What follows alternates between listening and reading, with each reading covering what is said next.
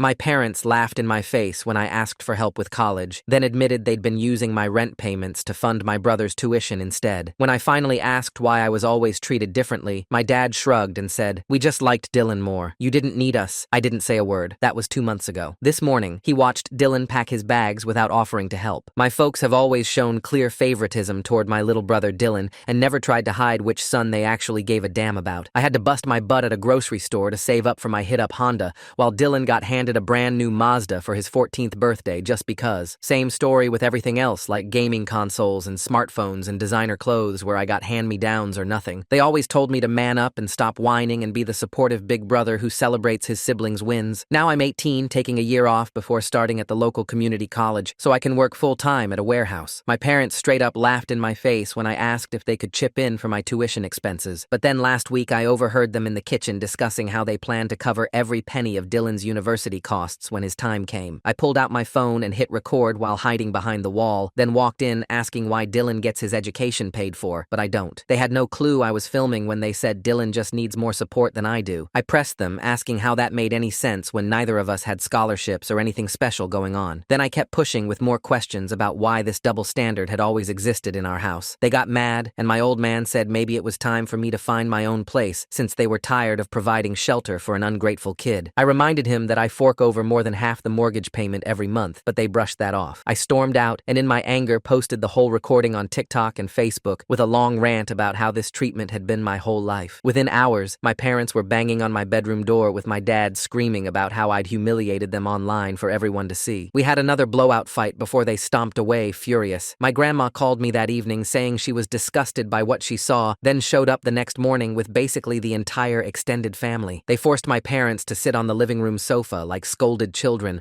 while relatives took turns telling them off. That's when I learned my grandparents had been sending them cash every month for years to help with household bills. Dylan stood there looking lost and confused, before eventually taking the family's side and admitting he'd noticed the unfair treatment too. My parents gave me this obviously fake apology through gritted teeth. My grandparents offered to let me move in with them immediately and said they'd stop all financial support to my parents. My dad told me I should have kept family business private and hasn't spoken to me since, while my mom has been bawling non-stop. Now I'm second-guessing whether I took things too far by going public. Update. I called my grandparents yesterday and told them I'd take them up on their offer to move in with them. While we talked, I asked about those monthly payments they'd been making to my parents all these years. Apparently my mom had quit her office job to stay home full-time, and they started struggling financially. My grandparents stepped in, sending money each month to help with the mortgage plus extra that was supposed to go into college savings accounts for both Dylan and me equally. But my parents only ever planned to use those funds for Dylan's education, which is also how they bought him that car. So my grandparents are cutting them off completely now, which means my mom will probably have to go back to work to help dad make ends meet. I confronted my parents, demanding to know why Dylan was always the golden child, and asked if there was some big secret I should know about. The answer was absolutely nothing at all, not a damn thing. I'm not the product of an affair, or even an accident baby, they just plain liked Dylan better. I was furious, and we screamed at each other until I couldn't take it anymore, and left. My grandparents pulled up Saturday morning with a U-Haul truck ready to help me move. My parents were shocked when we started carrying boxes inside to pack up my stuff. Dad tried blocking our path, so I reminded him how he told me to get out, and that's exactly what I was doing. Mom started crying again, saying Dad only said that because he was mad, and they were actually counting on my rent payments for Dylan's college fund. I asked if that meant Dylan would never have to pay rent when he turned 18 like I did. Dad admitted that since I was working instead of going straight to college, my money should help pay for my brother's education. Basically, they never expected Dylan to work a single day while in school. My grandpa lost it and tore into my father, saying he'd raised him better than this garbage. He said he'd never been more ashamed, and they wouldn't see another dime from him ever again. Then he warned them he'd cut them out of the family completely if they tried any revenge against me for exposing their lies. Dad backed down immediately, and neither parent said another word to me after that. Dylan and I had this awkward goodbye moment where we didn't really know what to say to each other. Then I just loaded up my car and waved as I drove away to start fresh. But right as I was settling into my new room at my grandparents' place, Dylan texted me a screenshot of our parents' joint bank account showing they'd been hiding a secret trust fund worth over $200,000 that was supposed to be split between us. I stared at that screenshot for what felt like hours, my hands shaking as I zoomed in to make sure I was reading those numbers right. $200,000 sitting in an account with both our names on it, and they'd never said a word. I immediately called Dylan back, and he picked up on the first ring. He explained how he'd been snooping through Dad's home office looking for his car insurance papers when he stumbled across bank statements stuffed in the back of a filing cabinet. The account had been opened when I was born, with regular deposits from various family members over the years for birthdays, holidays, and special occasions. The most recent statement showed it had been sitting untouched for at least 5 years. I hung up and marched straight to my grandparents, who were watching TV in their living room. When I showed them the screenshot, my grandma's face went white. She grabbed the remote and muted the television, then called my grandpa over from the kitchen. They exchanged this long look before my grandpa finally spoke up. Turns out they'd been contributing to that account since day one, thinking it would give both Dylan and me a solid start in life. Other relatives had pitched in too, believing the money would be split fairly when we each turned 18. My grandparents had specifically instructed my parents to use it for our education or to help us buy our first homes. My grandma got up and disappeared into their bedroom, returning with a thick folder full of receipts and bank records. She'd kept track of every single deposit they'd made over the years, and the numbers were staggering. Between them and other family members, they'd contributed over half of what was in that account. I asked why they never mentioned it before, and my grandpa admitted they'd assumed my parents had already given me my share when I turned 18. They thought maybe I'd blown through it or made bad investments, which is why they never brought it up. Finding out the truth made them angrier than I'd ever seen them. My grandma immediately started making phone calls to other relatives who'd contributed, putting them on speaker so I could hear their reactions. My great-aunt screamed so loud I had to hold the phone away from my ear. My uncle threatened to drive over and handle things himself. Every single person felt betrayed and demanded answers. While my grandma worked through her contact list, my grandpa pulled me aside and asked if I wanted to pursue legal action. He said what my parents did was theft, plain and simple, and we had enough evidence to take them to court. But I hesitated, thinking about how that would affect Dylan and tear our family apart even more. Instead, I decided to give my parents one chance to make things right. I texted them saying I knew about the trust fund, and they had 24 hours to transfer my half, or I'd let every family member know exactly what they'd done. Then I turned off my phone and tried to get some sleep, though I mostly just stared at the ceiling. The next morning, I woke up to 57 missed calls and twice as many texts. Most were from my parents, but Dylan had been trying to reach me too. When I finally called him back, he said our parents had been up all night fighting about what to do. Mom wanted to transfer the money immediately, but Dad kept insisting they needed it for Dylan's education. Dylan surprised me by saying he didn't want money that was stolen from me. He'd already told our parents he'd rather take out student loans than use funds that should have been mine. That hit me hard because, despite everything, Dylan was still my little brother, and hearing him stand up for me meant more than I expected. Around noon, my phone buzzed with a notification from my banking app. I held my breath as I opened it, then nearly dropped my phone when I saw the deposit. $100,000, exactly half of the trust fund, sitting in my account. A text from my mom followed immediately, begging me not to tell the rest of the family, but I'd already made up my mind. I screenshot the deposit and sent it to our family group chat, along with a message explaining everything. I made it clear that while they'd finally given me my share, it only happened because they got caught. The responses came flooding in within minutes, and none of them were pretty. My grandparents decided to host an emergency family meeting that evening. They specifically uninvited my parents, but made sure Dylan could come if he wanted. He showed up looking exhausted, and we sat together on the couch while relatives filled my grandparents' living room. The meeting was intense. Family members shared story after story about money they'd given my parents over the years, thinking it was for both kids. My great-uncle revealed he'd paid for what he thought were family vacations, only to learn I'd been left with neighbors while my parents took Dylan to Disney World. My aunt mentioned birthday checks that never made it to me. Dylan looked sick as he heard all this. He turned to me at one point and whispered that he had no idea, and I believed him. He was just a kid who got showered with gifts and attention. How was he supposed to know it came at my expense? My grandpa stood up and made an announcement that shocked everyone. He said he'd already contacted his lawyer about removing my parents from his will entirely. Everything would now be split between Dylan and me, skipping our parents completely. Other relatives started nodding and saying they'd do the same. After the meeting, Dylan asked if we could talk privately. We went out to my grandparents' back porch, and he broke down crying. He apologized over and over, saying he wished he'd noticed sooner and done something about it. I told him it wasn't his fault, and I meant it. He then dropped another bombshell. He said he'd been going through more of our parents' files and found emails between them discussing their plan. Apparently, they'd decided years ago that I was too independent and would be fine on my own, while Dylan needed more support. They'd convinced themselves they were doing the right thing by investing everything in him. I asked Dylan what he planned to do now, and he said he wasn't sure. He didn't want to live with our parents anymore, but wasn't 18 yet. My grandparents must have been listening because they came outside and offered to let him move in too. They had plenty of room and would make sure he finished high school properly. The next few days were a whirlwind. Dylan moved his stuff in while our parents watched from the doorway, not saying a word. Dad looked defeated while Mom just cried. Neither of them tried to stop him or apologize again. They knew they'd lost both their sons and their entire extended family's support. My grandparents helped me figure out what to do with the money. We opened investment accounts and met with financial advisors to make sure I'd be set for college and beyond. It felt surreal having that kind of security after years of scraping by. Dylan and I started building a real relationship for the first time. Without our parents' toxic influence, we could just be brothers. We played video games, went to movies, and had actual conversations about our lives. He told me about the pressure he'd felt being the golden child, always worried about disappointing them. Word got around our hometown about what happened. People who'd known our family for years started reaching out with their own stories about witnessing the favoritism. My old boss from the grocery store called to say he'd always wondered why my parents never came to my work events while showing up for every single one of Dylan's activities. The situation with our parents reached a breaking point when they showed up at my grandparents' house demanding to see us. My grandpa met them at the door and told them they weren't welcome. Dad tried to push past him, but my grandpa stood firm. That's when my dad said something that explained everything. He admitted that when I was born, he wasn't ready to be a father. He'd been 22, working construction, and felt trapped. By the time Dylan came along 4 years later, he'd settled into family life and was excited about having a kid. So Dylan got the father he'd always wanted to be, while I got the resentful version who saw me as the reason his youth ended. Mom didn't have any excuse, except that she'd followed Dad's lead. She'd seen how he treated us differently, and instead of standing up for me, she'd joined in. She said she regretted it now, but the damage was done. My grandpa told them to leave and not come back until they'd gotten therapy and made real changes. That night, I couldn't sleep. Everything finally made sense, but it didn't make it hurt less. Dylan found me sitting on the back porch at 3 in the morning and joined me. We didn't talk, just sat there looking at the stars, finally free from the toxic household we'd grown up in. My grandparents enrolled Dylan in a better school closer to their house. I started taking community college classes while working part-time instead of full-time. With my share of the trust fund, I didn't need to unalive myself at the warehouse anymore. I could actually focus on my education and future. The family group chat became our new way of staying connected. Relatives who'd been distant before started reaching out more, making sure Dylan and I knew we were loved and supported. My great aunt even offered to pay for therapy for both of us, saying we'd need help processing everything. I took her up on that offer. My first therapy session was rough, but it helped to talk to someone neutral about everything. The therapist helped me understand that my parents' favoritism wasn't my fault and that I deserved better. Dylan started seeing someone too, dealing with his own guilt and confusion. As the weeks passed, life settled into a new normal. My grandparents were amazing, treating us both equally and making sure we had everything we needed. They never badmouthed our parents, but didn't make excuses for them either. They just focused on giving us the stable, loving home we should have had all along. The routine at my grandparents' house had just started feeling normal when everything changed. 3 weeks after Dylan moved in, I came home from my warehouse shift to find my car vandalized in the driveway. Someone had keyed deep scratches along both sides, spelling out "ungrateful" in jagged letters. My grandpa filed a police report while my grandma comforted me, but we all knew who was responsible even without proof. Dylan emerged from his room looking pale, clutching his phone. He showed me a string of messages from Dad demanding he come home immediately or face consequences. The texts grew increasingly aggressive, threatening to cancel his phone plan, report the car as stolen, and even call Child Protective Services to force him back. My grandparents immediately contacted their lawyer to ensure they had temporary guardianship paperwork in order. The harassment escalated quickly. My supervisor at the warehouse pulled me aside the next day, explaining that someone had called claiming to be a former employer, warning about my supposed theft and dishonesty. Fortunately, he knew me well enough to dismiss it, but the attempt to sabotage my job made my blood boil. Dylan faced similar attacks at school when anonymous emails circulated among parents, claiming he was a troubled teen who'd run away from home. My grandparents installed security cameras after we noticed someone had been in their backyard overnight, leaving cigarette butts near the shed. The footage revealed Dad sneaking around at 2 a.m., though he'd been careful to avoid doing anything we could report. My grandpa changed all the locks and added motion sensor lights, turning their peaceful home into a fortress. Things took a darker turn when I received a letter from the community college stating my enrollment had been canceled due to outstanding debts from a loan I'd never taken out. After hours on the phone, I discovered someone had applied for student loans in my name months ago, maxing out my eligibility. The financial aid office couldn't help until I sorted out the fraud, which meant hiring a lawyer and potentially delaying my education by another semester. Dylan broke down when his beloved guitar disappeared from his room while we were all out. It had been a gift from our parents years ago, one of the few possessions he truly treasured. We found it later that week listed on Craigslist with photos clearly taken in our parents' garage. When confronted by my grandpa, Dad claimed Dylan had given them permission to sell it since they'd paid for it originally. The psychological warfare intensified when Mom started showing up at Dylan's school during lunch, standing just outside the fence where she could watch him, but technically wasn't trespassing. She'd hold signs saying, "I love you," and "come home," while crying dramatically. Other students started filming her breakdowns, and Dylan became the subject of gossip and ridicule. My workplace drama continued when expensive equipment went missing during my shift. Security footage mysteriously corrupted right during the time frame when the theft occurred. My supervisor had no choice but to suspend me pending investigation, even though he believed believed I was innocent. Without that income, I had to dip into the trust fund money I'd been saving for college. Dylan discovered our parents had been contacting his teachers, spinning tales about mental health issues, and claiming he'd been manipulated by me into leaving home. Some teachers started treating him differently, watching him with suspicion and questioning his every move. His grades began slipping from the stress, giving our parents ammunition to argue he needed their supervision. The situation exploded when Child Protective Services showed up at my grandparents' door. Our parents had filed a report claiming elderly abuse and neglect, alleging that Dylan and I were taking advantage of vulnerable seniors. The social worker quickly realized the claims were baseless, but the investigation process meant multiple visits, interviews, and paperwork that exhausted my grandparents. During one particularly bad week, I woke up to find my bank account frozen. The bank claimed suspicious activity and needed verification that could take days to resolve. Without access to my money, I couldn't help with groceries or gas, making me feel like a burden despite my grandparents' reassurances. Dylan's debit card stopped working the same day, leaving us both financially crippled. My grandma's health started suffering from the constant stress. She developed migraines and high blood pressure, requiring medication and frequent doctor visits. Watching her deteriorate because of our parents' actions filled me with rage. Dylan blamed himself, offering to return home if it would make the harassment stop, but my grandparents wouldn't hear of it. The legal bills mounted as we fought the false student loan, dealt with CPS investigations, and pursued restraining orders. My grandparents' retirement savings took a hit, though they never complained. The lawyer warned us that without concrete proof of harassment, getting protection would be difficult. Our parents had been careful to stay just within legal boundaries. Everything came to a head when I returned from a job interview to find our parents in my grandparents' living room. They'd convinced a locksmith they were locked out of their elderly parents' home and needed emergency access. My grandma was trembling in her chair, while my grandpa stood protectively beside her. Our parents were rifling through drawers, claiming they were looking for their important documents. I immediately called the police while Dylan filmed everything on his phone. Dad grabbed for the phone, causing Dylan to stumble backward into a bookshelf. Mom shrieked that we were assaulting them, playing victim for the arriving officers. The scene was chaos, with everyone talking over each other and accusations flying. The police separated us for questioning. Our parents spun a tale about concerned parents trying to retrieve personal property from a home they'd lived in during hard times. They claimed my grandparents were being manipulated by us and weren't thinking clearly. The officers seemed skeptical, but said it was a civil matter without clear criminal activity. After the police left, we discovered the real reason for their break-in. Several financial documents were missing, including records of the trust fund deposits and my grandparents' will. Dad had also taken Dylan's birth certificate and social security card, documents needed for school enrollment. The violation of our safe space left everyone shaken. My job interview that day had gone well until the manager received a call during our meeting. His expression changed as he listened. Then he apologetically informed me they'd received concerning information about my character and couldn't proceed with hiring. Another opportunity destroyed by our parents' interference. Dylan's breaking point came when his best friend stopped talking to him. The friend's parents had received anonymous messages warning them about Dylan's dangerous family situation and forbidding contact. Years of friendship ended because our parents couldn't accept losing control. Dylan spent that night sobbing in his room while I felt helpless to comfort him. My grandparents called another family meeting, this time including their lawyer. We needed a coordinated response to the escalating harassment. Relatives shared their own experiences of recent manipulation attempts, including sob story calls, asking for money, and false claims about my grandparents' declining mental state. Our parents had been systematically trying to turn the family against us. The lawyer outlined our options, none of them great. Restraining orders required proof of threats or violence. The identity theft case could take months to resolve. The CPS investigation would continue until formally closed. Meanwhile, our parents remained free to continue their campaign of destruction, always careful to avoid crossing legal lines. I made the difficult decision to withdraw from community college enrollment entirely rather than start late with the financial aid mess. Another semester of my life derailed by their actions. The trust fund money wouldn't last forever, especially with legal fees eating into it. My future felt increasingly uncertain. Dylan's school performance tanked as the harassment continued. Teachers who'd once praised him now viewed him with suspicion. His guidance counselor suggested he might benefit from returning to a stable home environment, clearly influenced by our parents' campaign. We had to fight to keep him enrolled, providing documentation of the temporary guardianship at every turn. The next escalation came through social media. Fake accounts using our names appeared on various platforms, posting inflammatory content and sending inappropriate messages to family members and Dylan's classmates. Despite reporting them, new accounts popped up faster than platforms could remove them. Our reputations suffered as people questioned what was real. I finally found a new job at a different warehouse, only to lose it within a week when my new employer received threatening legal notices about hiring someone under investigation for fraud. The letters were vague enough to avoid libel, but serious enough to spook a small business owner. My parents had effectively made me unemployable in our town. Dylan considered dropping dropping out of school to get his GED instead. The daily humiliation of Mom's lunchtime vigils and the social isolation had become unbearable. My grandparents fought against this, knowing it would derail his college prospects, but we were running out of options to protect him from the psychological torture. The war reached our doorstep again when we woke to find our mailbox destroyed and mail scattered across the lawn. Important letters were missing, including correspondence from lawyers and bills. We started using a post office box, adding another layer of inconvenience to our disrupted lives. Every normal activity became complicated. My grandpa's health declined next. The stress triggered a mild heart episode requiring hospitalization. Watching him in that hospital bed, looking fragile and worn down, I felt the full weight of what our presence had cost them. Dylan and I discussed whether we should leave to protect them, but my grandpa gripped my hand and made me promise we'd stay. The financial manipulation continued when our parents somehow convinced Dylan's auto insurance company that they were the primary policyholders. They canceled his coverage without warning, leaving him unable to drive legally. Getting new insurance required proving ownership of the car, difficult when our parents had kept the title documents during the break-in. I discovered they'd also been calling my references from job applications, posing as potential employers conducting background checks. They'd plant seeds of doubt about my reliability and honesty, ensuring I'd never get positive recommendations. My network of professional contacts, carefully built over years of hard work, crumbled under their assault. The situation with Dylan's school reached crisis point when the principal called a meeting. The accumulated complaints, concerns from teachers, and ongoing disruptions from Mom's presence made Dylan's continued enrollment problematic. They suggested a transfer to a different school district, which would mean a long commute or finding somewhere else to live. My grandparents' neighbors started avoiding us after receiving anonymous letters warning about the dangerous situation next door. People who'd been friendly for decades now crossed the street to avoid conversation. The isolation added another layer of pain to our already difficult situation. Our parents had poisoned every aspect of our lives. During a particularly dark moment, I considered giving up entirely. Maybe if I disappeared, took my trust fund money and started fresh somewhere far away, the harassment would stop. Dylan could return home, my grandparents could have peace, and I could build a life free from this toxicity. But I couldn't abandon my brother or the grandparents who'd sacrificed so much. The next phase involved financial warfare. Our parents filed claims with credit agencies disputing various accounts, causing chaos with our credit reports. They reported the trust fund transfer as fraudulent, triggering investigations that froze portions of the money. Every financial institution treated us with suspicion, making simple transactions complicated ordeals. Dylan's mental health deteriorated visibly. He stopped eating properly, rarely left his room except for school, and jumped at every unexpected noise. The confident kid who'd once stood up to our parents had been systematically broken down. Therapy helped, but couldn't undo the daily damage inflicted by their campaign. I managed to secure cash-only work, doing manual labor for a construction company. The pay was terrible and conditions harsh, but it was income our parents couldn't sabotage. Every dollar went toward household expenses and legal fees. The trust fund money I'd hoped would secure my education instead funded our survival. Our parents' masterstroke came when they filed for emergency custody of Dylan, claiming my grandparents were unfit guardians. The court documents painted a picture of elderly people manipulated by a vindictive older grandson, unable to provide proper supervision for a troubled teen. The legal battle would be expensive and emotionally draining, exactly what they'd intended. My grandma collapsed during dinner one evening, overwhelmed by stress and exhaustion. The ambulance ride to the hospital remains a blur of fear and guilt. As doctors worked to stabilize her, I sat in the waiting room wondering how much more damage our presence would cause. Dylan hadn't spoken a word since we'd arrived, staring blankly at the floor. The custody hearing loomed while my grandma recovered. Our lawyer prepared us for the worst, explaining that courts often favored biological parents unless serious abuse could be proven. Our evidence of harassment looked circumstantial without direct threats or violence. The judge might order Dylan's return home despite everything. I spent sleepless nights preparing for the hearing, gathering every piece of evidence we'd collected. Bank statements showing the stolen trust fund, emails documenting the favoritism, recordings of their admission that they simply liked Dylan better. Would it be enough to convince a judge that returning him would be harmful? Dylan surprised everyone by writing a detailed letter to the court about his experiences. He described years of being the golden child while watching me suffer, the guilt he carried, and his fear of returning to parents who'd shown such cruelty. His English teacher helped him polish it into a powerful statement that brought tears to my eyes. The harassment intensified as the hearing approached. Dead animals appeared on the doorstep, our tires were slashed repeatedly, and threatening messages increased despite the pending court case. Our parents seemed determined to break us before the judge could rule. We installed more cameras and rarely left the house alone. My work situation imploded when immigration officials showed up at the construction site. Anonymous tips had claimed the company hired undocumented workers, triggering a raid that shut down operations. While eventually cleared, the company couldn't afford the disruption and closed permanently. Another job job lost to our parents' vendetta. The night before the custody hearing, none of us slept. My grandparents held each other on the couch while Dylan and I sat at the kitchen table, going over his statement one more time. We'd done everything possible to prepare, but the outcome remained uncertain. Our entire future hinged on a judge's decision about where Dylan belonged. Morning arrived too quickly. We dressed carefully, trying to project stability and responsibility. My grandma insisted on attending despite doctor's orders for rest. As we drove to the courthouse, I caught glimpses of our parents' car following at a distance. The final battle was about to begin, and everything we'd fought for hung in the balance. The courthouse parking lot was packed when we arrived. My hands gripped the steering wheel as I searched for a spot, finally squeezing into a space near the back. Dylan sat beside me, clutching the folder containing his letter while my grandparents waited in the back seat. We walked toward the entrance together, none of us speaking. Inside, the security line stretched down the hallway. My grandpa emptied his pockets while my grandma struggled with her purse, her hands still shaking from the stress. Dylan kept checking his phone, probably hoping for messages from friends who'd abandoned him. The metal detector beeped when I walked through, forgetting about my belt buckle. Our lawyer met us outside the family court waiting area. He reviewed our documents one more time, making sure we had everything organized. The trust fund evidence, the recordings, Dylan's letter, medical records showing my grandparents' stress-related health issues. He warned us again that custody cases favored biological parents, and we needed to stay calm no matter what happened inside. The waiting room was filled with other families in various states of distress. A woman bounced a crying baby while arguing with someone on her phone. Two men sat on opposite sides glaring at each other. Dylan picked at a loose thread on his shirt sleeve, unraveling it further with each pull. Our case number appeared on the electronic board after 40 minutes. My stomach dropped as we stood up, following our lawyer down the narrow hallway. The courtroom door felt heavier than it should have when I pushed it open. My parents were already seated at their table with their attorney, both dressed in their Sunday best. Mom had styled her hair and applied makeup carefully,